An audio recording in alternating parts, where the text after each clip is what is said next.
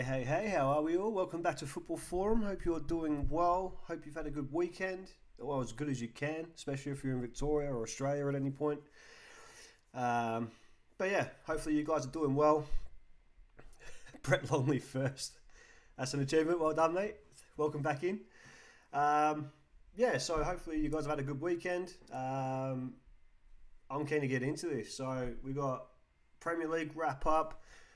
We got some other football from around Europe. I've just picked out some key sort of games. Obviously, it's very hard for me to cover 5 top leagues every game, but some highlights from those games.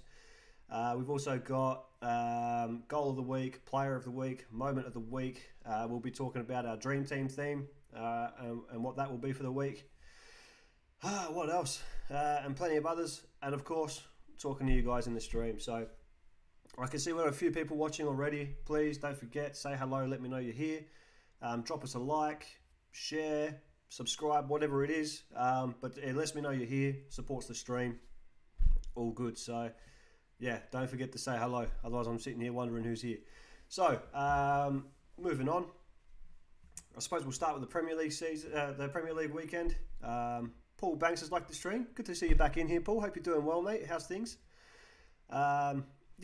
Results from the Premier League. So, first game for the weekend, Liverpool-Burnley. Probably went the way most would have expected. Pardon me. Ethan, damn. Close, mate, but no cigar. Rohi has liked the stream. Good to see you back in here, mate. Hope you're doing well. And yeah, hopefully we can get you on here soon as well, mate. Ole Gunnar Solskjaer. Hi there, it's the Manchester United manager here, Ole. That would be amazing. I don't know who's done that, but that's a fantastic idea. I like it. Christopher, hello. Hey Christopher, how you doing, mate? Hope you're well. So Liverpool-Burnley probably went the way most of us would have expected. Comfortable win for Liverpool. Not as exciting a game as I was maybe expecting. I thought Liverpool would have the quality to really put Burnley to the sword. They come out with a solid 2-0 win. They played well. They were in control the whole time and didn't really have to sort of leave second gear to get quite a simple victory in that one. But any Liverpool fans on here, I'd love to hear your feedback on what you thought of the game. But yeah, it looked a bit easy for Liverpool. They weren't really stretched or pushed or anything like that. So good, clean win for them, and that'll keep them ticking along nicely. Christopher, I'm good, thanks. That's good, mate. Did you watch any games over the weekend? So cruisy victory for Liverpool. Not a whole heap of talking points. It was just a sort of stock standard win for Liverpool, really. Christopher, how about you? I'm doing all right, mate. I'm much better now I'm on here. This stream is doing wonders for my mental health. I'm missing football. I'm missing being able to be out and about. But talking to you guys and talking about football as well, obviously, which I'm very passionate about, it sort of helps take my mind off of all the other crap going on. So this is my little getaway. I enjoy it. Hopefully you guys enjoy it too. But yeah, it's just a good way to engage with people about a big part of my life. So it's good. Thanks for asking, mate. Brett Longley, is that a donations tab at the bottom of the screen? Is that in the description, Brett, or on the actual screen? I'm not too... Are you talking about the comments? I'm not sure. Not the comments, the description. Moving on. City Norwich. Oh, hang on 2 seconds. Richard Randall. Hey, I'm out of Facebook month-long jail. Welcome back, mate. Welcome back. Bet it's good to see the free air of Facebook again. Christopher, first half was okay, could have been better. I was impressed with the second half from us. Yeah, I'd agree with that, Christopher. I thought Burnley actually made it quite tough for you guys in the first half. You didn't look like you were going to lose the game in the first half. They just made it difficult, if you know what I mean. Second half, you guys were comfortable. Brett Longley, actual screen. I'm not asking for a donation from you, Brett, but can you click on it and see if it works? I didn't realise it was on the actual screen. I've done that by accident. There you go. That's what happens when I'm playing around with things, trying to get things working. So, so moving on. City Norwich, 5-0 win for City. Absolute cruise control. For anyone that didn't watch the game, City just absolutely smashed down the right-hand side of Norwich, and they didn't have an answer. A lot of it was coming through Kyle Walker playing balls down the right side for Gabriel Jesus. He was played as the recognised striker, but spent pretty much all of his time on the right wing.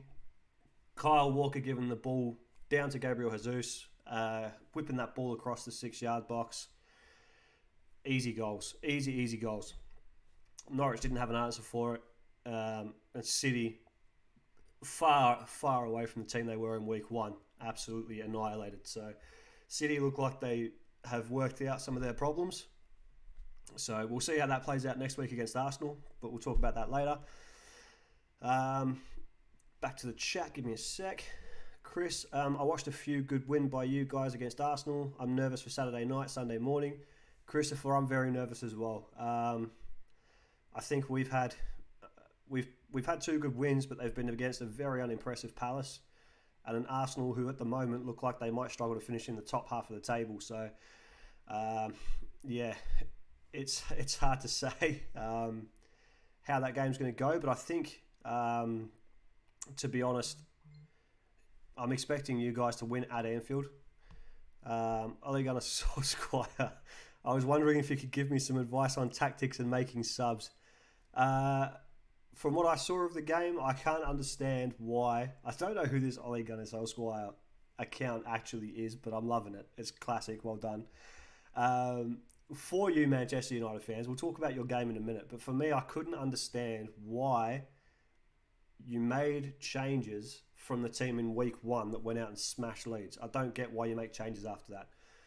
I could understand it if you were playing against a City or a Chelsea or a Liverpool, you have to make changes against the better teams, but it worked. Stick with it for a team like Southampton. You can't go into these Premier League games against so-called smaller clubs, as it were, field a weakened side or a second string side or whatever you want to call it, and then complain when you get caught out. It just didn't make sense to me why they made those changes, but we'll get to that in a minute. Bob Smoke, United on top. West Ham United, you mean, Bob? Christopher, Ole, start Dan James, Lindelof, Phil Jones. You got the gist. They can start Phil Jones against us. I'll be very happy with that. So yeah, moving on. Villa 2, Newcastle 0. This was a game where both teams had lots of chances. Newcastle, I think, hit the post a couple of times. Villa had a few chances. Villa obviously came off the better for it. Danny Ings scored an absolute screamer off a long throw-in. We'll talk more about that goal a bit later on, but if you haven't seen it, goal of the week, Danny Ings versus Newcastle, absolute belter. So he's 2 from 2, 2 goals from 2 games.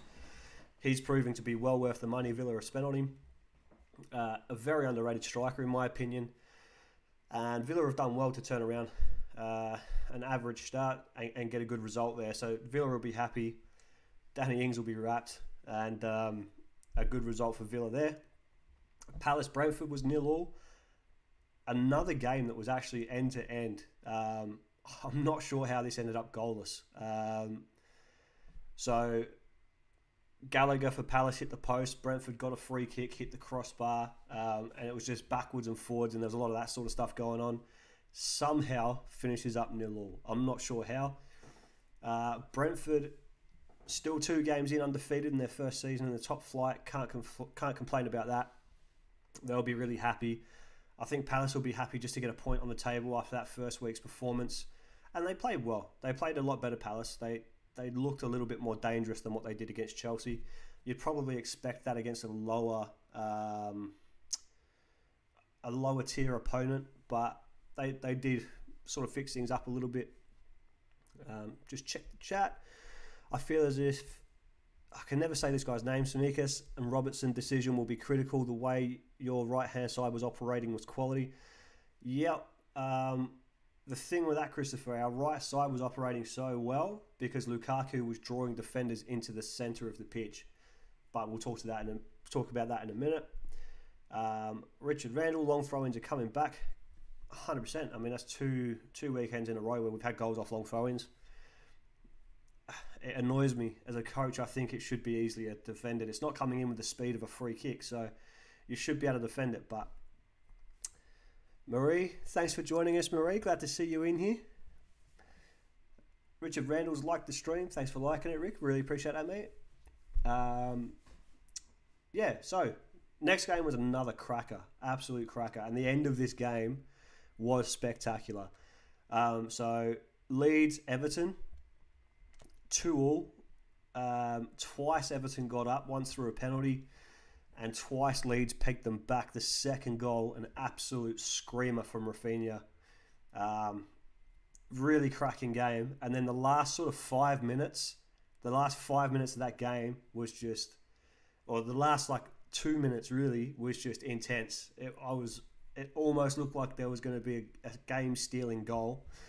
It didn't quite happen. I think Leeds players were a little bit annoyed that the final whistle went when it did, because they sort of still had the ball in a bit of a dangerous situation. But cracking game, absolutely cracking game. I hope Robbo plays. Simes was struggling defensively versus Norwich despite playing a good game versus Burnley. If he plays versus you guys, Reece James on the overlap as well as Mount. Yeah, Robbo's a big miss for you guys, 100%. But like I said, at Anfield, I still think with or without Robbo, you guys should beat us. Brett Longley, much better game for Leeds. Very entertaining as always. Looked far more settled. Rafinha does my head in, but he levelled the game. And he levelled the game with a screamer, Brett. Absolute screamer. Bago player, could you stream highlights so we can see the highlights with you, or are there copyright issues? Evan, there are copyright issues. I would love to share highlights. But yeah, there's copyright issues because it's not my own footage. If I was in the stadium recording it, I can show it because it's my own work, my own recording. But I'm looking into things I can do around that, Evan, so we're going to work on that. But yeah, copyright issues for days. So as an example of copyright issues, actually, guys, that stream where I logged on at midnight with you guys, so some of you that joined, and we watched those games, Jack Lockwood liked the stream. Jack, good to see you back in here, mate. Yeah, so that video, that stream I did where I jumped on at midnight, chatted to a few of you guys about the games that were on and all that sort of stuff. Facebook actually blocked that video initially. After I cut the stream off, Facebook blocked the video because the background noise of the games. They said that it was Premier League property, blah, blah, blah, blah, blah. I appealed it and I won the appeal, so they've unblocked the video and you can see it. But yeah, that's how tight they are on copyright. Just the background noise from my telly was enough for them to try and block my video. So yeah, copyright issues for days, exactly. Ethan, especially on Twitch and Facebook, exactly. Jack Lockwood, hey mate, how you doing, Jack? You doing well, mate? You good? Ethan's liked the stream, thanks mate, really appreciate it. Christopher, wow, that's funny. Yeah, it actually annoyed me, Christopher, to be honest, because all the commentary was my own work, talking to you guys. The screen is as it is now. You couldn't see the game. And for most of the stream, you couldn't hear the TV because I was talking, but they singled out 3 minutes and 28 seconds of Premier League commentary and blocked a 2-hour video for it. Like I said, I got it overturned, but that's literally how tight they are on it. Evan, insane. It is absolutely mental. It had my blood boiling for a minute, but like I said, I fought it, overturned it. Now you guys can see the video. But yeah, it's crazy. Where were we up to? So yeah, Leeds Everton was a cracker. If you want to see some highlights, get on that. Christopher, yeah, that'd be frustrating. It is, mate. It is, because you try and make original content.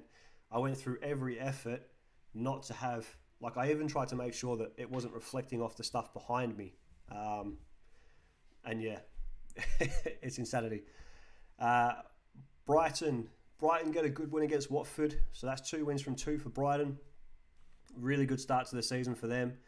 Watford are showing what I was sort of saying at the start of the year, where they're going to be an up and down team, very inconsistent.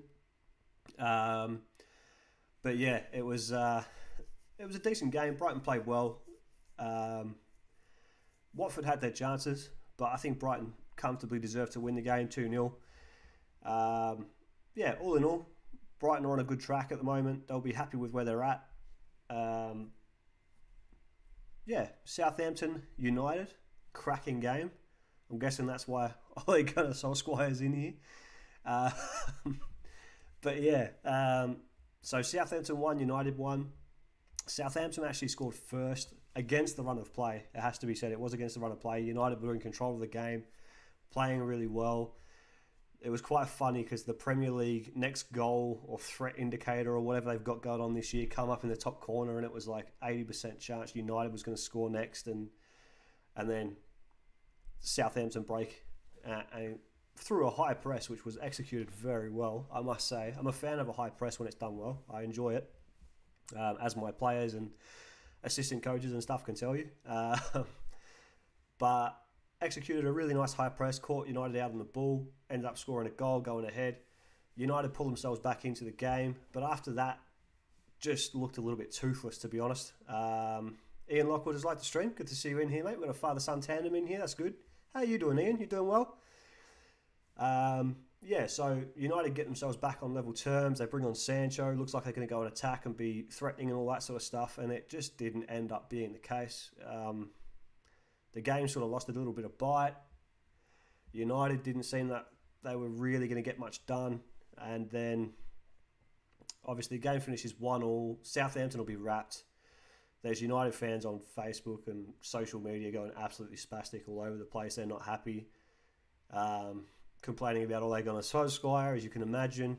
And like I was saying before, I can sort of see where they're coming from. I can't understand how you beat Leeds 5-1 in week 1 and then you make changes to that team.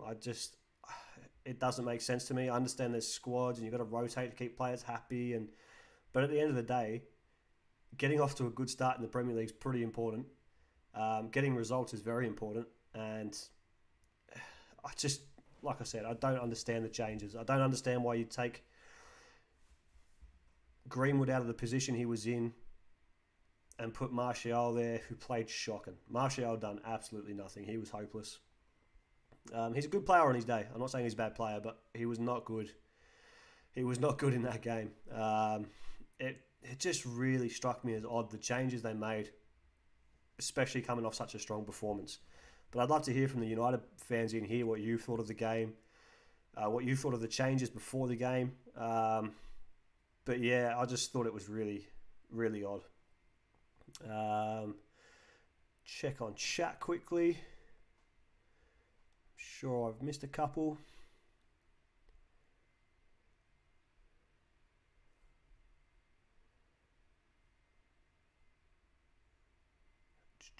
Where was I at? Sorry, guys. Just catching my spot back on the chat. Richard Randall, can you go to my next Facebook court hearing for me?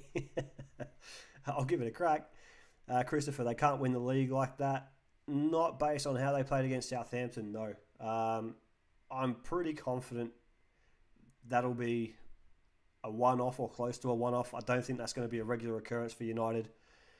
I still think they're top 2, but dropping points second game, when the teams around you like Chelsea, Liverpool, and now City, based on their performance this weekend, are sort of on a good track. And even West Ham, like, let's not forget, West Ham have scored 8 goals in 2 games, and they've just smashed Leicester.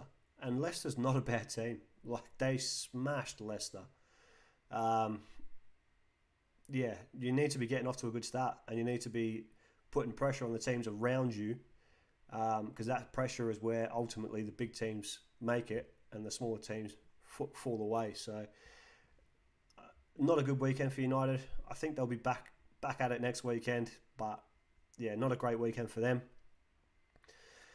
Personally, I thought Brighton played better football with their overlap and pressure game at the start of last year, but results went against them. This season they pulled results. Interested to see where they finish. Yeah, I agree, Rick. I thought Brighton were much more entertaining to watch last year. I felt bad for them. They were playing well. They were playing positive football. They didn't deserve to lose a lot of the games they did lose. But yeah, to be fair, they've been forced to have to adjust, and they've done it, and they've done well. So, 6 points from 6 is, you can't argue with it. I did prefer the way they played last year, but they're getting better results. You can't afford to drop many points this season to win the league. There are too many teams that can win it this season. 100% Christopher. I think this is going to be one of the tightest races we've had at the top end of the table. I think it's going to be real tight. I don't think we're going to get to Christmas and have someone running away like we have done recently. So,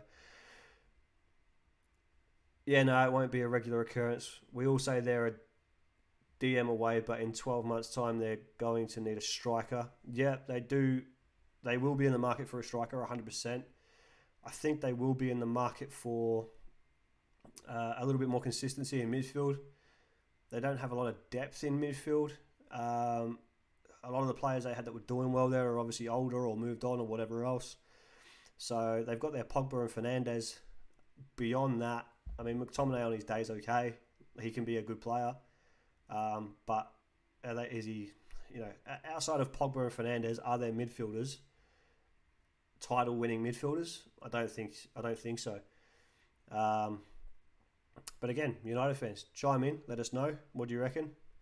I just think Pogba and Fernandes, without them, I don't think United have a championship-winning midfield. Richard Randall, I predicted West Ham to finish 4th, just saying. You did, mate, and based on their first 2 games, they're in with a shout for sure. Absolutely in with a shout. Christopher, yeah, I agree with that. Brighton comment, with Cavani on the last year of this contract, yeah, and look, let's not pretend Cavani's at his best. He's not. Can he still score goals? Yes. Is he still a finisher? Yes. He's not going to run out 90 minutes every week. He's not going to get the golden boot in the Premier League. Yeah, he's on the last year of his strong contract, and Martial isn't going to do the job. Based on what we saw on the weekend, Christopher, I agree. Martial definitely not going to be the guy to lead the line. Yeah, it's interesting to see. I'd like to see what the United fans in here think. I thought Martial can be decent on his day, but he was very, very disappointing on the weekend. Joel, mate, I heard you're the best up-and-coming football coach and director in the Southeast. Would love to pick your mind on a few concepts of the modern game. I don't know about best up-and-coming, mate, but I'm always happy to chat football, Joel. Whether you're joking or serious, I can't obviously tell through text, but yeah, I'm always happy to chat football, mate. I'm always happy to help where I can. Especially when it comes to helping the sport grow over here. I think there's a lot of growing to do in Australia. And I'm just, like, as frustrating as the game is in Australia sometimes, I do think Australia is a good place to be if you want to break into the game. It's growing. There's going to be a lot of opportunity. And it's heart's in the right place. There are people out there that want to push the game in the right direction. It's taking a bit of time, but I think we'll get there. Stefan Otto has liked the stream. Steph, good to see you in here, mate. Stefan Mourinho. Joel, you want to talk about amazing up-and-coming coaches? Stefan, absolute beast. Keegan Bluefield, Marshall out. There you go. There's a United fan. Keegan, good to see you in here, mate. Hope you're doing well. How's things? Yeah, Marshall, not great on the weekend, that's for sure. Richard Randall, that lack of midfield depth but huge depth of the front three combo is why United play best at counter-attacking teams. Yeah, I agree, mate. I think United's attacking depth is mental, absolutely mental. They've got a lot of goals in them. The defensive depth's improved a little bit with Varane coming in. Midfield depth is where they struggle, and obviously striker. But again, they've got Greenwood that can play there and play well there. He's a good finisher. Yeah, they've got players that can play in that striker role. But Bago player, Australia is a good place to be. It is, mate. It's a good place to raise a family. A good place to play football. It's getting better. It's getting better. A better place to play football. But yeah, no, I think all in all, like I said, if you're trying to break into the game, Australia is not a bad place to be. The opportunities are going to be there, and you can see that with Melbourne City moving into the southeast. And investing a lot of money in the facilities there and bringing new coaches in. it has a wide effect, because so a lot of coaches at the Melbourne City, within the Melbourne City setup, especially in the southeast, they still coach at their own clubs. So they're going into Melbourne City, getting an education from Melbourne City, which is part of the greater city group, who all work under the same philosophies, and then they're going back to their clubs and taking that knowledge back to their clubs. You can't. It's a win. It's a win-win there. I think more A-League teams need to take that sort of approach. I've been saying for, I think, hang on, I'll hold on this because I think I just seen a question which can lead to this.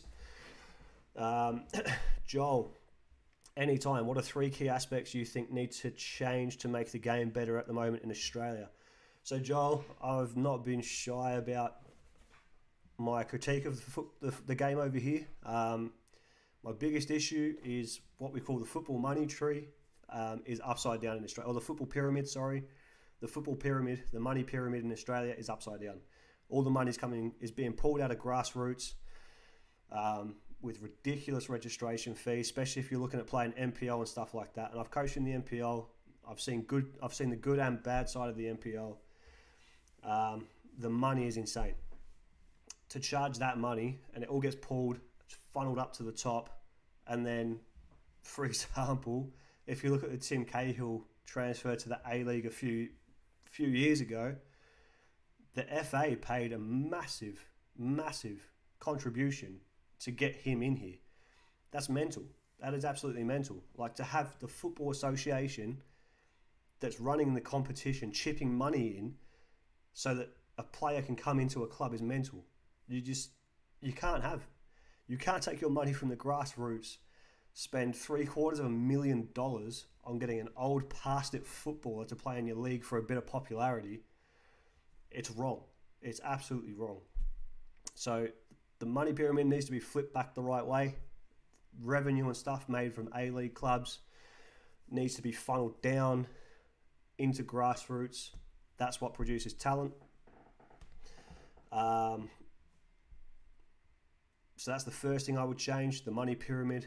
That includes the cost of the game, which is sort of my second point. My big gripe in Australia is youth development is crap over here. And when I say youth development, you're developing good young players over here, but you don't even know who they are. You've got no idea, right? So, for example, if you're not at an NPL club, right, you're not going to get spotted. But to be at an NPL club, you've got to fork out $2,500 a year. Are you telling me seriously all the best players in the country can afford to pay $2,500 a year? Not a chance. So players are falling through the cracks.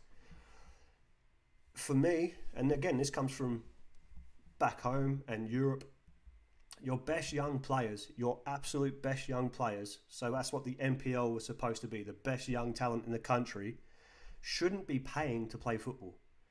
They shouldn't. If you're genuinely focused on creating a good, strong international team through your youth system, your best young players should be in an academy, ideally an A-League academy. A-League clubs should have to have academies, playing for free where they can get the best education and giving everybody that equal shot at becoming a good player. So that's number 2. And number 3, absolute same thing again with the coaching badges. Too expensive. If you want to generate high quality coaches, coaching education has to be affordable. Yeah. So again, it comes down to money. A lot of the problems in this country come down to money, and the money going to the wrong places. Coaching education needs to be affordable so you can educate more coaches go out, educate more players, etc., etc., etc. I won't get into the actual coaching education itself unless you really want me to, because we'll get a bit off track. But a lot of the issues revolve around that money. Reese Albury's like the stream. Reese, good to see you, mate. Thanks for coming in. Christopher, who do you support in the A-League? Christopher, I was a Melbourne Victory follower for many years. I haven't watched the A-League for 2 or 3 years at least. A little bit because of the quality and a little bit because of the issues I have with where the money goes. So I haven't followed the A-League for many years. Where were we? Ed Walker, doesn't someone like Tim Cahill bring eyeballs to the Aussie game though? For the right reasons though, Ed. I mean, not. I don't think it was a good move. He was past it. He didn't really do a whole lot. That £750,000, Ed, could have gone into grassroots football, and imagine what you can do at local clubs with £750,000 spread around. You can create multiple young talents that are going to come through and bring ice to the game anyway. You're saying Bolt brought ice to the Australian game, but most of the world was laughing. Is that really ideal? You know what I mean? Brett Longley, 100. Christopher, played NPL under 12s a few years ago now, before they changed the way it works, and it's a ridiculous amount of money. Bago Evan, they asked me for $3,000 annually to play in South Melbourne FC as a 14-year-old. Yeah, again, Evan, absolute insane money, mate. Insane money. And different clubs have different amounts you have to pay. And then a lot of clubs will do like, you'll pay your money, but then you've also got to pay for kit or whatever else. There's little extra ways they squeeze a bit more out of you, and it's not good. Ethan, so good news. You can react, review, criticise highlights, footage under fair use laws. Just got to make sure you don't have any audio commentary from the Premier League.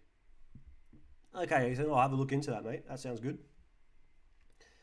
Evan, I said see you, I went to Packy, and you did well at Packy, mate. It was good having you there. Reese Albury, hello, my friend. Reese Albury, oi, lads. Oi, Reese. Richard, eyeballs were coming to the A-League when the football was improving, like when Ange was here coaching. Adelaide played wicked attacking football led by a Spanish coach from Barcelona youth system. Popovich played good counter-attack football. Ange did his pressing game, was a good time, all before we spent money on a retired Cahill. Yeah, 100% Rick, that's all true. Christopher, I'm a Victory supporter too. Good on you, Chris. Good. Mr. Longley has shared something in the chat. Australians in the Premier League analysis. Is that from this year, Brett? Because I was actually talking, so on that note, I was talking to Rick earlier about when you look back in the sort of late 90s, early 2000s, the amount of Australians, like high quality Australians in the Premier League was amazing. Do you know Peter Natsis? I know Peter Natsis very well, Christopher. Very well. I was the guy that brought him down to Pakenham as the senior coach. Brett Longley, yup. Joel, the PFA paid the fee for Cahill once it passed a vote. No money from FFA that wasn't allocated to overseas players was used. So, Joel, that's my point, though. The FFA have money that is allocated to pay marquee players to come into the A-League, right? It doesn't... To me, it's wrong. For example, you don't see, and I know it's the Premier League, but you don't see the FA saying, Man City want to sign Messi, we'll chip in 10% because it will be good for the league. It's just not, it's wrong. It's just wrong.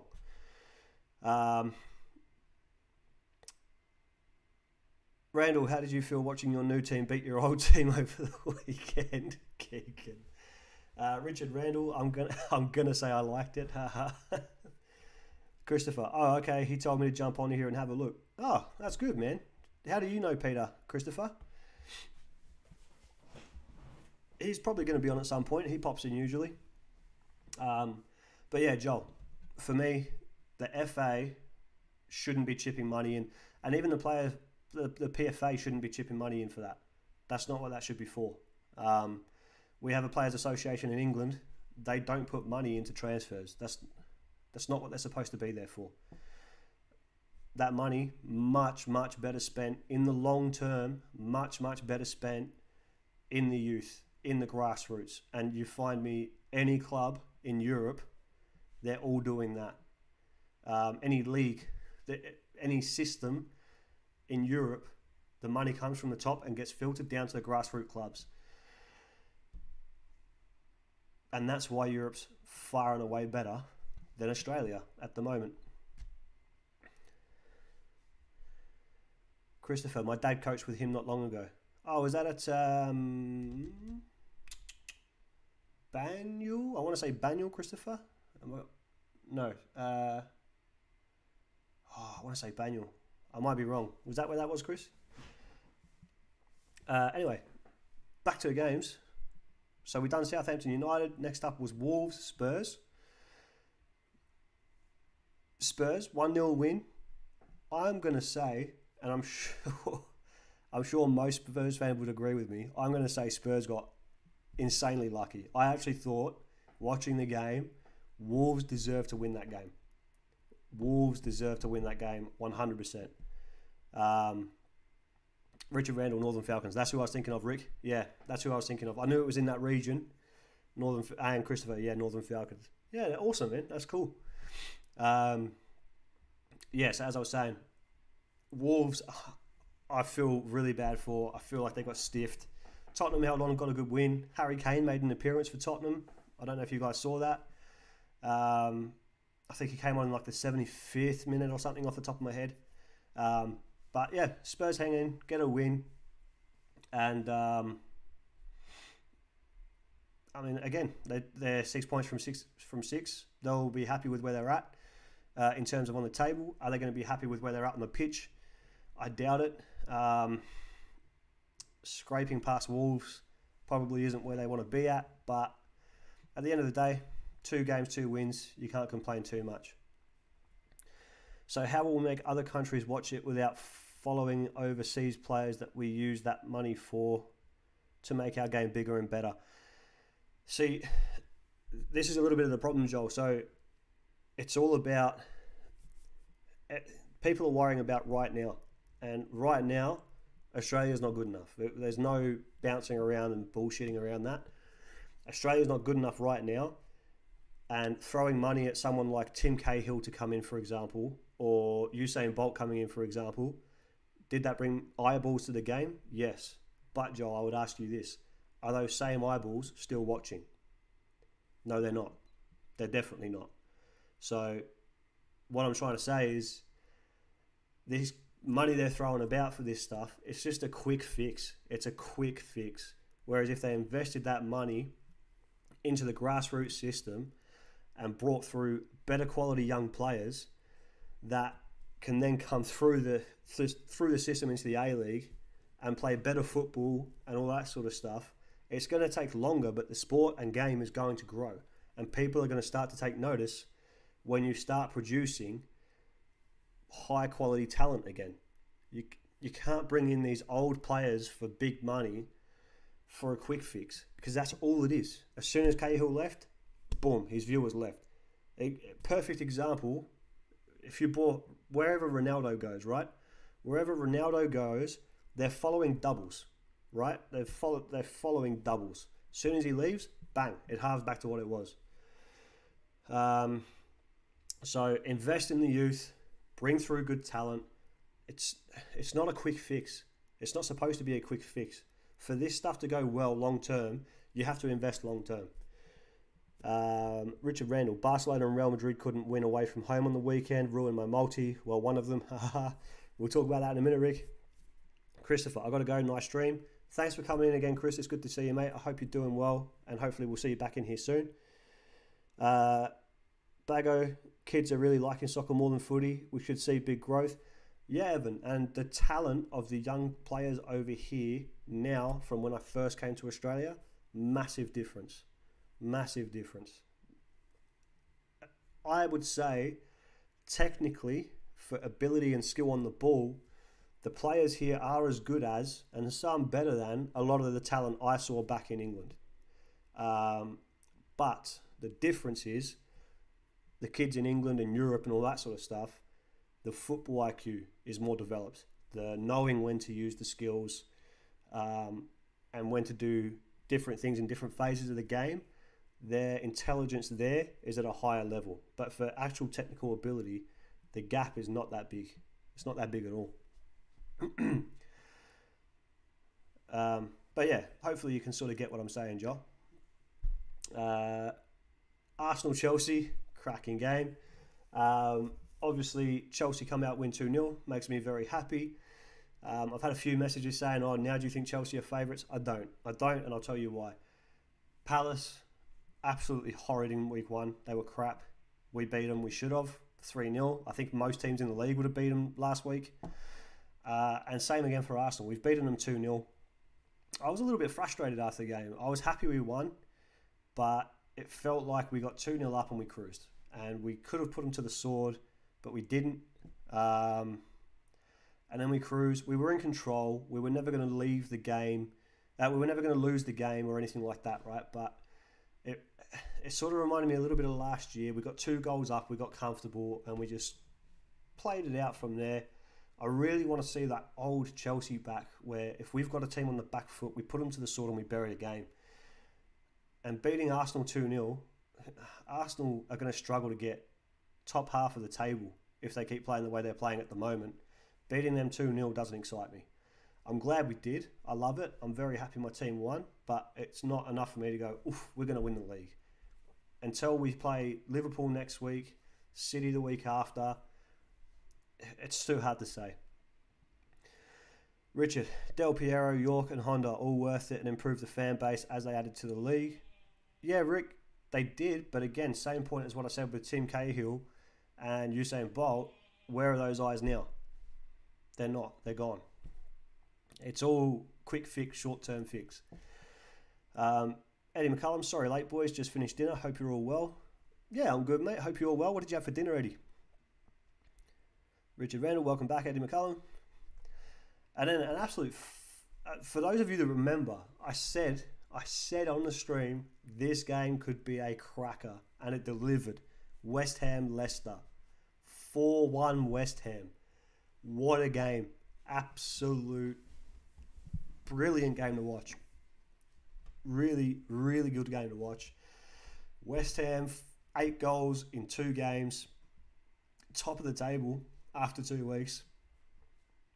Absolutely flying. Absolutely flying. Rick's prediction of top 4 doesn't look so silly now, to be fair to him. But yeah, flying. And to beat a team like Leicester 4-1 is decent. Now, does that mean Leicester's falling down the pecking order? Maybe. We won't know until a bit later in the year, a bit later in the season. But at the moment, you can't argue it's a solid result. And again, Mikel Antonio, assist, 2 goals. That man knows how to put that team on his back. Absolute cracker. Really good player. But West Ham as a whole played with a lot of energy and really deserved the win. They really did. They dominated large parts of the game. The result doesn't exactly flatter them.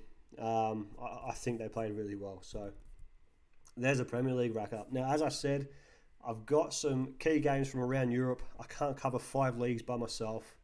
But here's some interesting results for you. So, Eddie, seeing as you're in here, I'll start with your boys. Celtic 6, St Mirren 0 in the Scottish Premier League.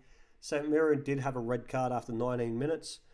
But having said that, you've still got to go out and beat what's in front of you. And I've seen a lot of teams playing against 10 men come undone or struggle more against 10 men than what they did against 11. So, Celtic 6-0, absolutely top result. I'm sure Celtic fans are rapt. And to be fair, it's shutting up the criticism of Postecoglou, isn't it? I mean, I'll be the first to admit I wasn't sure he was ready to take on a club that big. But 2 wins and a draw in his first 3 games. 2 wins and a loss in his first 3 games. And a very, very good, strong win. You can't argue. You can't argue that they're doing well. Just look at Everton and their table finishes under Moyes, doing same at West Ham. Yeah, I mean, you can't... Moyes is a good manager. He is a good manager. What more can you say? The man's proven in the league. He's always in or around those European spots. He's a quality manager, 100%. So, yeah. Moving on. Oh, so that Celtic game. Turnbull hat-trick in that game for Celtic. Pure domination, really. What more can you say? 6-0. Another good result from the Scottish Premier League, although I'm sure Eddie wouldn't say this was a good result. Ross County 2, Rangers 4. So again, Rangers also go 2 wins and a loss from their first 3 games. Level on points with Celtic. Celtic have a much superior goal difference at the moment, though. So the Scottish Premier League table at the moment reads like this. So I'll give you the top 5. Hibs are on top, 2 wins and a draw. Aberdeen, second, 2 wins and a draw as well. Hearts, third, 2 wins and a draw. Celtic, fourth, 2 wins and a loss. Rangers, fifth, 2 wins and a loss. So it's an interesting top 5 at the moment, 3 games in. A lot of those top teams are still going to play each other, so that's where things will start to take shape. But I think Eddie might be onto a winner here. I think Celtic could quite comfortably push up to the top of the table and really push on and have a really good year. So it's going to be interesting to see how it plays out. They definitely look a little bit more competitive than what they were this time last year. So good job on Celtic. Other interesting results. Levante 3, Real Madrid 3. And Levante had a red card for the last 5 minutes of that game as well. So a 3-3 draw, Real Madrid away. Real Madrid probably not going to be overly impressed with that result. So as for the... hang on, I think I have some other ones. Yeah, so Athletic Club 1, Barcelona 1. So that's another Barcelona and Real Madrid drawing. Both of them drawing away from home this weekend. So La Liga table, Sevilla's on top, 2 wins from 2. Atletico Madrid in second, also 2 wins from 2. Real Madrid third, 1 win, 1 draw. Barcelona fourth, 1 win, 1 draw. And Mallorca round out the top 5, 1 win, 1 draw as well. So interesting. It's only 2 games in La Liga, but yeah, we'll see how that plays out. Richard, Celtic always look better with an Aussie involved, be it Viduka or Ange or Rogic. He got an assist, I think maybe 2 assists, but he definitely got 1 assist as well.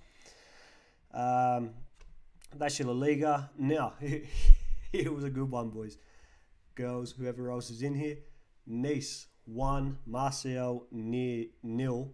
The game got suspended. I don't know if anyone saw this or if you've seen it on social media or whatever. But basically what happened was one of the fans threw a bottle at one of the Nice players. He's picked it up and thrown it back into the crowd. And immediately I've got that wrong. The fans threw the bottle at the Marseille player. He's picked it up and thrown it back at the Nice fans. The Nice fans have immediately, or the Nice Ultras as they call themselves, have immediately just jumped and raided the pitch. Got into a fight with the players. There's pictures online of players with choke marks on their neck and all that sort of stuff from the scrap.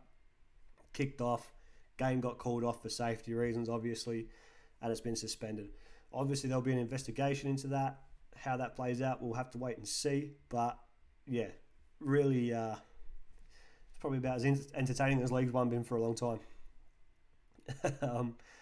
But, yeah, other good results. Roma 3, Fiorentina 1. Also an interesting game, 2 red cards, 1 on each side. So for Roma, Zaniolo got red carded in the 52nd minute. For Fiorentina, Drakovski got red carded in the 17th minute. Finishes up 3-1. Tammy Abraham from Chelsea's obviously gone over there. He got himself 2 assists. Here's the reason Drakovski, the goalkeeper for Fiorentina, got sent off. For a challenge against Tammy, he got the red card. So Tammy basically got their keeper sent off and 2 assists. Not a bad debut. Good result for Roma there. So Mourinho ticking things back over in Serie A. I think he's now the fastest manager in Serie A to have 50 wins in the Serie A. Fastest to 50 wins. So I think he's the fastest for 50 wins in La Liga, Serie A and Premier League. Pretty impressive. Where were we at? We've done that. So Udinese 2, Juventus 2. So another big club that can't win away from home, apparently. Eddie McCullum Senior's liked the stream. Thanks, mate. Really appreciate that. So Udinese 2, Juventus 2. Juventus won't be happy with that result. They're battling to try and win their Scudetto back and start off with a draw. Not ideal for them. Another big club. So SC Freiburg 2, Dortmund 1. Not even a draw. They've gone away and lost. Shambles. Absolute shambles. And then a close call. Bayern 3, Cologne 2. Now Bayern were 2-0 up. Cologne got back to 2-2. and then Bayern went on to win 3-2. Another close call for a giant in Europe against a club that you'd imagine they'd be beating comfortably. So it's been an interesting week around Europe for results for those big clubs, especially in Spain, Germany, and France. So yeah, really interesting how that's played out. But there you go. So there's just some key games that I've followed and checked out around Europe to try and give you guys a little bit more content and cater to more people rather than just being Premier League every time. But yeah, if there's any other questions you guys have around those games, let us know. Richard Randall, Dortmund had 80% possession and double the shots. Yeah, exactly. And just had one of those games, like when you used to play Brian on FIFA. So, here we go. Goal of the week. For me, hands down, Danny Ings, Villa versus Newcastle. Goal of the week for me. I'd love to hear what you guys reckon, if you reckon there was one better. But for me, hands down, goal of the week. Long throw in, scissor kick. Awesome goal. Awesome goal. If you haven't seen it, look it up. Player of the week, I'm going to go ahead and say Mikel Antonio. I thought he played really well again, 2 weeks running. If he keeps playing like this, he's going to be in with a shout for Golden Boot. I know that's a massive shout, but he is in sensational form right now. 2 weeks in a row, he's torn it up. He's been the best player of the week for me. And the moment of the week, so for those of you that haven't seen this is class. Arsenal fan having a full tantrum, to keep it PG, on social media. So if you want to see this, the post on Football Forum that says we'll be going live in less than an hour from today, Brett Longley has put the link underneath that for the video I'm talking about. This Arsenal fan just going off.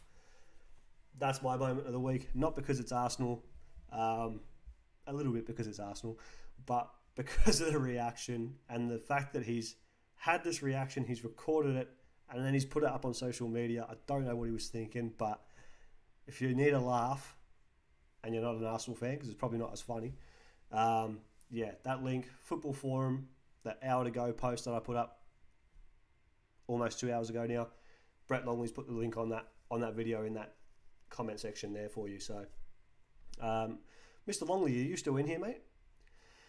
But yeah, so that's my goal of the week, player of the week, moment of the week.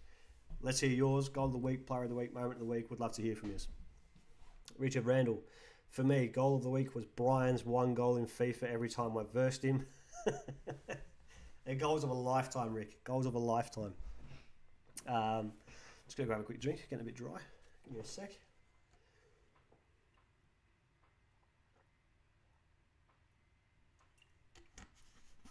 Oh, strawberry milk. Yum, yum. Yeah, so also apologies again. So I put it in regards to Twitch. I put in a ticket saying that I can't stream to Twitch. Support got back to me. I followed the support's instructions. Try to go live. Can't go on Twitch. I don't know what's going on with it. I've sent them a screenshot of the error message, and we're working through it. It's really frustrating me because I know I've got people on that really want to follow through Twitch. That's their platform. It's doing my head in. I am working on it. I promise you I'm working on it. I want to be as accessible to as many people as I can. So I'm cracking on with it. It's wearing me out. It's wearing me out. Edward, Manchester City will unveil statues of former players Vincent Kompany and David Silva ahead of Saturday's Premier League fixture against Arsenal, with another of Sergio Aguero to follow in 2022. Do you agree with this? Are they really legends? Yeah, I would say they are. It's basically for the fact that it's Man City's most successful period, Ed, and they were by far the most influential players.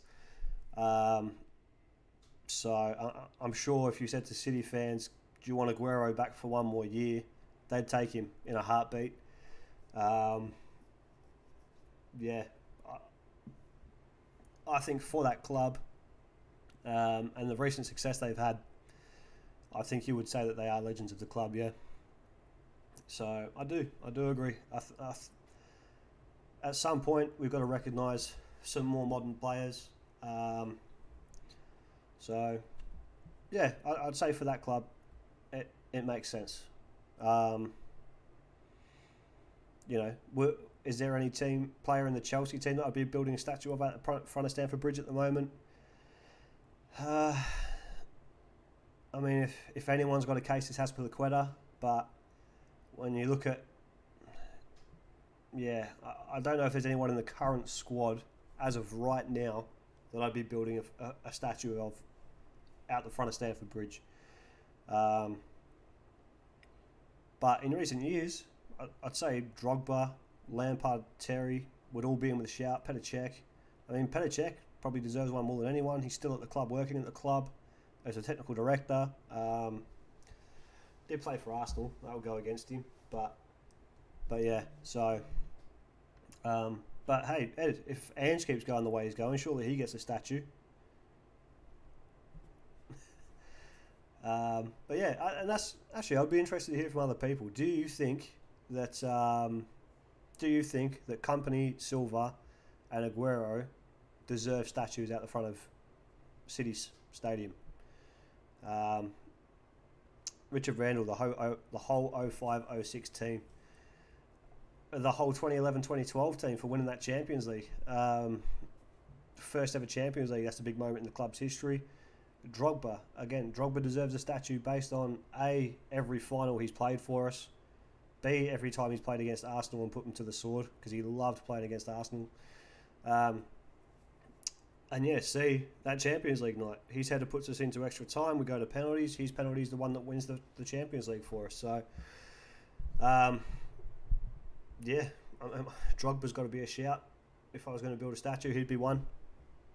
Terry and Lampard obviously are going to be right up in that conversation. But yeah, no, like I said, for me, I'd say those three players justify a statue for City. But, everyone's going to have a different view on it. Statues are usually done many, many years after the fact. I get that, but yeah. What else do we have to talk about? Dream Team theme. So Rick's idea was flops of the week. So a team of flops. I think that's going to be hard this week. I don't think there's enough individual errors to stick a whole 11 of flops out, to be honest. So that one might be tough. What other ideas have we got? I like the flops of the week idea. I just don't know if this is going to be a good week for it. What other ideas have we got? Otherwise, I can come up with something for you. Richard Randall, anyone say Lukaku is the next Drogba? Arsenal might have. I'm sure there were Arsenal fans watching that going, what the hell is Drogba doing here? Because it did take me back to the days where Drogba used to bully that Arsenal defence. He was pushing him around, had it all on his own terms, Lukaku. He played really well. Good debut, good goal. I know it was a tap-in, but the setup for that goal, he comes out, back to goal, bounces off, peels off, makes the run into the box, right place, right time, finishes. Played really well. You can't ask any more. Good debut. Really unfortunate not to have a second goal. That save from Leno, point blank, crazy reaction save. Absolutely crazy. Really deserved the second goal, but yeah, I thought he played really well. Really, really well. Him and Reece James. I had Reece James as man of the match, but yeah. Jack Lockwood, Krul was pretty shitty, conceding 5 and an own goal. So I thought the own goal was stiff, Jack. I really don't think... I don't agree with that being a Krul own goal. It was an own goal, but I don't think it was Tim Krul's own goal. It took the deflection beforehand. I can't recall who that deflection was off now, but it took the deflection beforehand. It definitely was off target when he kicks the ball. It hits the Norwich defender and reverts on target, bounces off Krul and goes in. That initial deflection is what I would give the own goal to, because Krul didn't really know a whole lot about it. As for conceding 5 goals, again, what could he have done there? the defence around him was shocking, especially down City's right side, Norwich's left side. The defence was crap, and it's a bit stiff to put that on a keeper. It's not his job to defend the left wing. So I get what you're saying. He definitely didn't have a great game, but is he the flop in that team? Probably not. And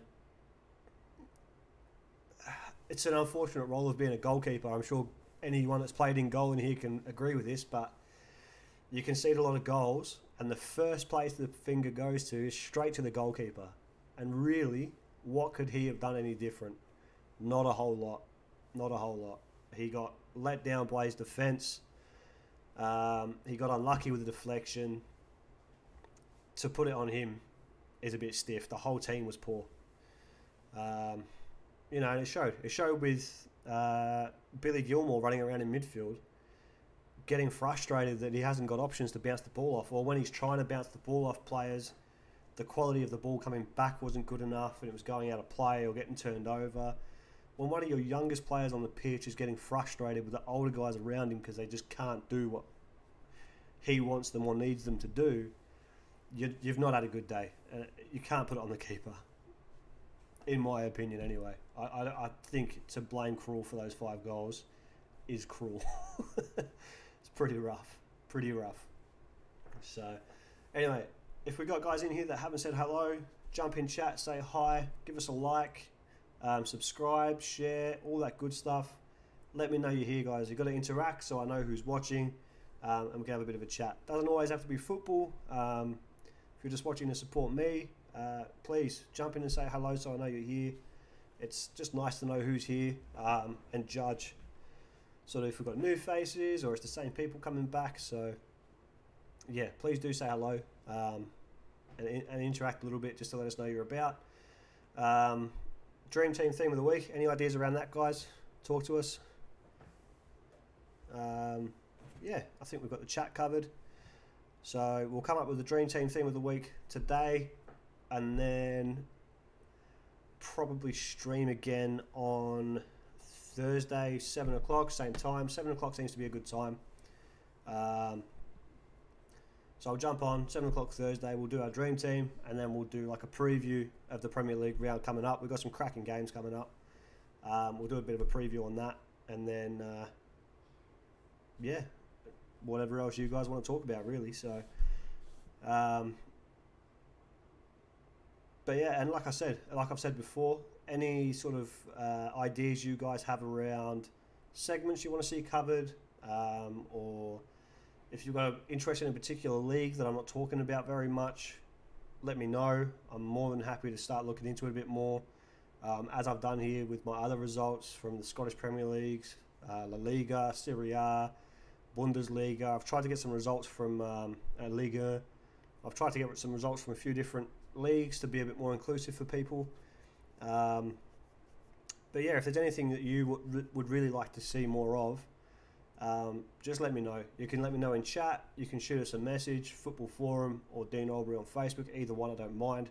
Shoot us a message.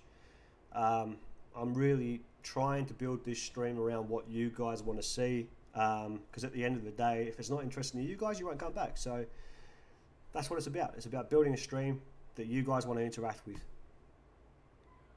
Richard Randall, State 5 football. If no promotion and relegation happens this year, then who is your top 4 in any order for next season and dark horse for promotion? See, one of the big problems with State 5, and generally the lower league, state leagues, even NPL and stuff really, is the turnover is so high. Players, coaches, yeah, it's such a high turnover, it's really hard to say. I mean, you look at Bunyip last year, had a really good team. If not for COVID, they'd probably be right up there for promotion last season. You look at them this season, hasn't gone well at all. So Panthers have done really well this year. They've struggled in the past. If they keep their players, they should do well again. Outside of the point deduction, they'd be in promotion places. Same for Hampton Park. It all comes down to who's going to hang on to players. I think our team are packing them with another year under their belts, getting to know each other. A proper pre-season and a season that flows. It's definitely a team that can get on a run and cause some headaches. Aspendale are a generally pretty strong team. They've got plenty of young guys running about.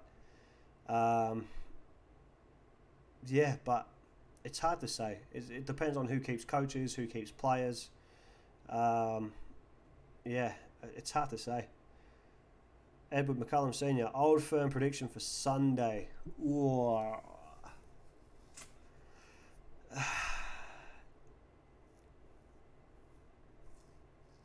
Well, I'm going to think on that one, Eddie.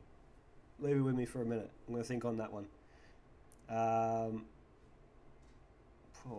It's going to be a cracking game. There's actually another really good game on as well, Eddie, in the Championship. Derby Forest. I'm surprised Mr. Gomez isn't in here cracking on about it already. Richard Randall, are Aspendale the most bipolar team with results? They'd have to be a shout, yeah, because they can smash a team one week and then lose to crap the next. They're a bit of a strange one, but generally speaking, they're a pretty strong team. They're usually hard to play against, so I'm sure they fancy their chances. But yeah, they'd be a shout for most bipolar results. Eddie McCullum, looking forward to both. Me too. I'm going to watch both for sure. 2 seconds, sorry guys.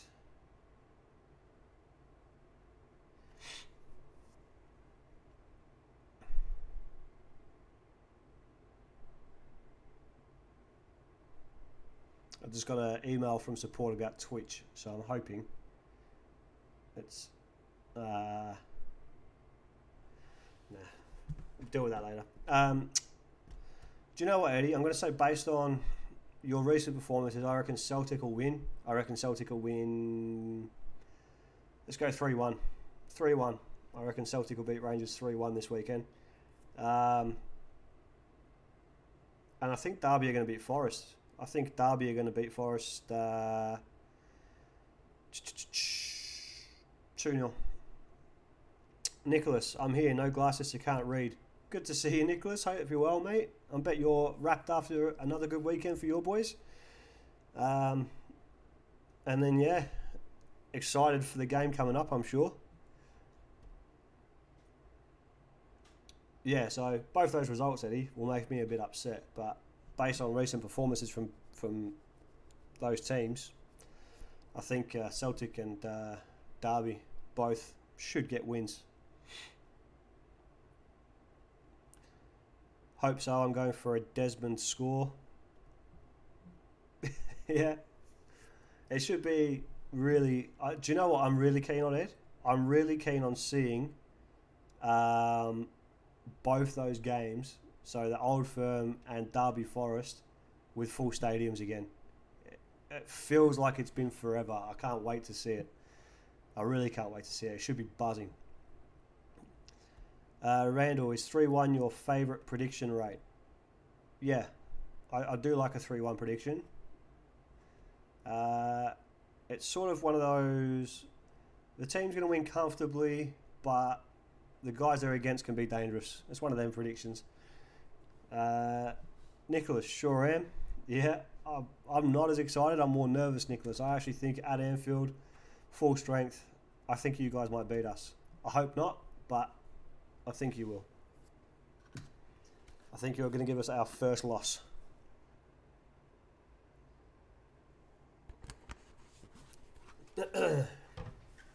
What's your favourite prediction, Rick? What's your favourite scoreline?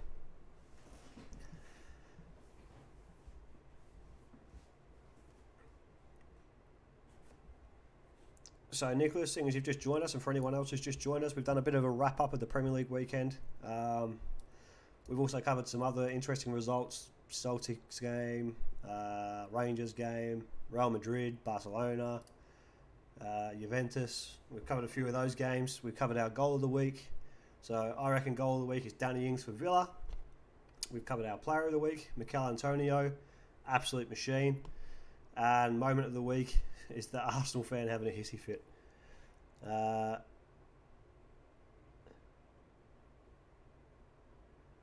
Richard Randall, 8-0 is your favourite scoreline. I enjoy an 8-0. I've some good memories on 8-0. Eddie McCullum Senior, what's your thoughts on Rangers not allowing away fans in? So 55k Rangers fans. That's crap. Is that true, Eddie? That's shocking. That's nah. See, I don't think. I think that takes away from the atmosphere. Personally, I think that takes away from the atmosphere. Don't get me wrong. I'm sure 55,000 Rangers fans are going to make a lot of noise, but I think it takes away from the atmosphere. I think it takes away from the spirit of the game as well. If that's what they're doing, I don't think that's the right thing to do. I think that's poor. I think that's very poor, especially for such an iconic derby. I think that is a very, very poor move. That's shocking. Absolutely shocking. Hopefully, Celtic don't do the same on the reverse leg of that fixture. Because, yeah, that's half of the excitement of those games is watching the fans go at each other. 3/4 of the excitement. So, yeah, that's poor. If that's what they're actually doing, that is very, very poor. That's very, very poor. Edward McCullum Senior, yes, mate, used to be 8k each, and still should be. Is there a reason for that decision, Eddie? Is that what? Have they come out with an excuse for that, or because that strikes me as odd. That strikes me as a really. I honestly think that's going to take away from the atmosphere. I think they're going to regret that. I do think they're going to regret that. I think that's poor.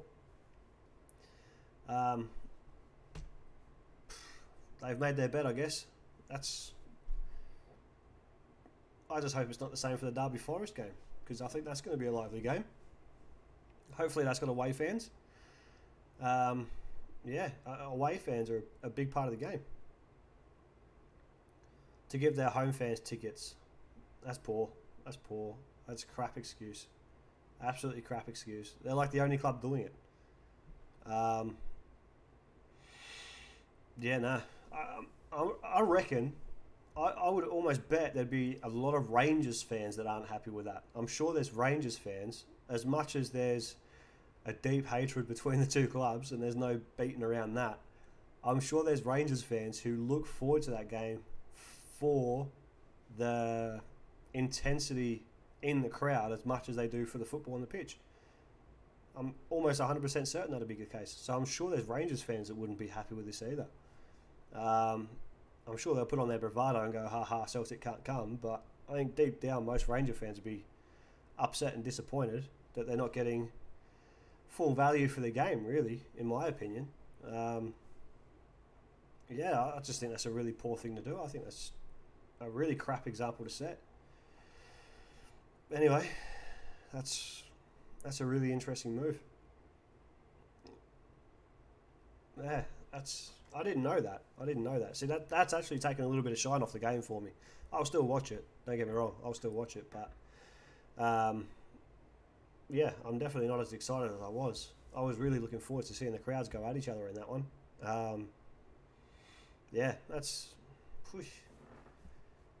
I'm pretty sure there wasn't any other games like in the Premier League or anything. Anyone in chat? I don't think there was any other games across Europe that didn't have away fans. I think if you had home fans, you had away fans. I'm pretty sure. Richard Randall, Ange will thrive and prepare the team for ultimate hostilities. He loves it. It's not going to be ultimate hostilities though, because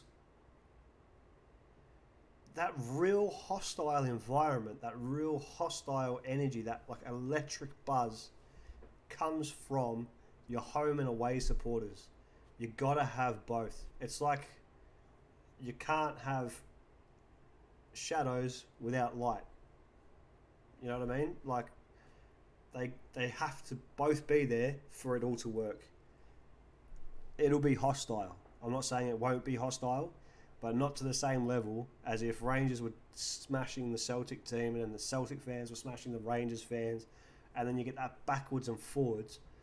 It's like standing in front of a mirror and arguing with yourself. You might enjoy it for 5 minutes, but it's going to get old fast.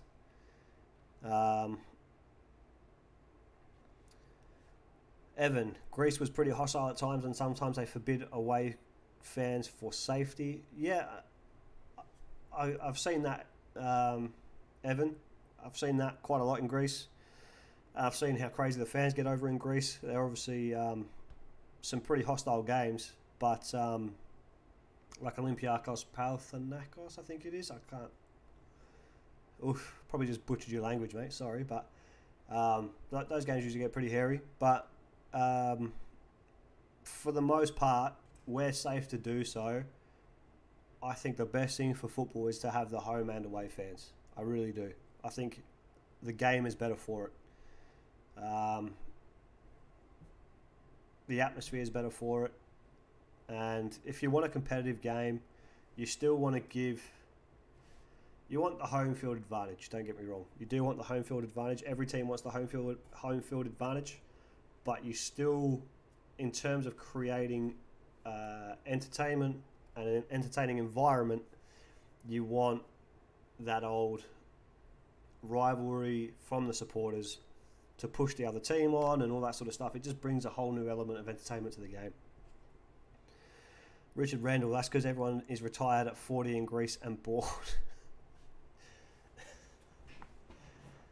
How many times have you been to Greece, Rick? Speaking like an expert.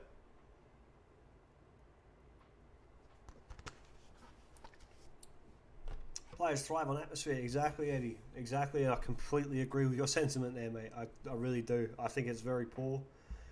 And like I said, I mean, even for the entertainment of the neutral fan, that's, like I've said, that's part of what you watch for. You watch for the fans, and the fans rile each other up, and it escalates, and it gets fun. And like I said, you stand and like argue with yourself in a mirror for a laugh, and take the piss out of yourself in a mirror. After 5 minutes, it's old. But you start throwing banter around with your mates, you can keep it going all night. Richard Randall, I've seen Wogboy. Oh my days, Rick. So educated. So educated. Is Mrs. M tutoring still in here? I'm sure she'd be absolutely pulsing with pride. Dear. Alrighty. Anyway, guys, Dream Team theme of the week. We've got to come up with something, so I am going to go...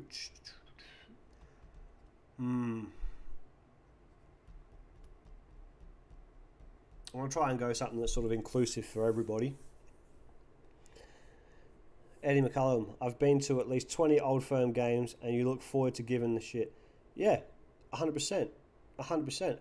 On both ends, Eddie. I'm sure, like, even going to a home game, part of the thing you're buzzed for is to get into it with the other supporters. That's part of the thing you're buzzed for. Richard Randall, she disowned me ages ago. Oh dear. Yeah, so anyway, as I was saying, Dream Team theme of the week. Let's go with... let's mix it up. Let's go... Nah, I don't want to say that. I was going to say French Dream Team, but I'm not starting with the French because I can't stand them. No, I can't stand them, don't get me wrong. Just a bit of rivalry, you know. Bit of rivalry between the English and the French. Let's go Spanish Dream Team. All time players from any era, Spanish Dream Team. Alright, so I want to hear from you guys. I'll give you mine. So that'll be Thursday, 7 p.m. We'll do our Spanish Dream Teams. Yeah, I'm interested to see what we can come up with. I'll put it up on the football forum. I'll put it up on there what our Dream Team is. Dream Team theme is for the week. And then Thursday, 7 p.m, we'll do our Premier League preview. We'll preview some other games. Pardon me. And then we'll also cover off what our dream teams are for the Spanish dream teams. I'm sure we can have some fun with that. So, get involved, guys. Jot it down on a piece of paper. Have it ready to go. In fact, I'll do this. If you send me your dream team, written out, however you want to do it on an app, whatever, if you send it to me by a message, I'll put it up in the stream. All right? So, you can write it down, whatever it is. Send it to me in a message. I'll get it up in the stream. Put your name on it so we know who it is. I'll put it up in the stream and we can all have a look at yours as well. Alright, so Richard Randall, are you on the drink? From Eddie McCullum Sr. from my experience with him, Eddie, he doesn't need to be on the drink. Eddie, good night, Dean. Good night, mate. I'm heading off in a second myself. Thanks for coming. Spanish Dream Team, Eddie. You and Eddie Jr. can work together on it. Just buzz from being back working, Eddie McCullum Sr. Loving it. Good on you, Rick. So yeah, Spanish Dream Team. If you write it down, whatever you do with it, send it in to me. I'll put it up on stream. I'm still thinking about what to do as a giveaway. So if anyone's got any ideas on giveaway ideas, hit me up. Let me know. Something that's going to be inclusive for everyone. But yeah, so talk to me about that. Keep it sensible, of course. This is all coming out of my own pocket, so keep it sensible. But any ideas around that? What else? I think that's about it. I think that's about all we got for tonight, boys, girls, ladies, and gentlemen. I think we're about done. So yeah, I might finish up and go have me some dinner. So before I head off, just remember, guys, we are going through a tough time with these lockdowns. Especially if you're in Australia at the moment, Victoria, New South Wales especially. If you are struggling, please reach out. Reach out to a professional, reach out to your family, reach out to your friends, reach out to me. But reach out. Don't try and take it on yourself. Help's out there. There are people that want to help and want to keep you around. So don't try and take everything on yourself. Coming from experience, done it for many years, doing the man thing, take it on the head, take it on the chin, keep going. It doesn't work. Reach out if you need help. Reach out. I'm here for yous. Please, please, please. Guys, let's help each other get through this tough time. Again, I really appreciate the support. It's good to see the regulars back in here again. I'm loving that. Share it around, guys. The more people we get in here, the better. The more this chat pops off, the more fun we have. So, yeah, guys, thank you very much for the support. Look out for each other.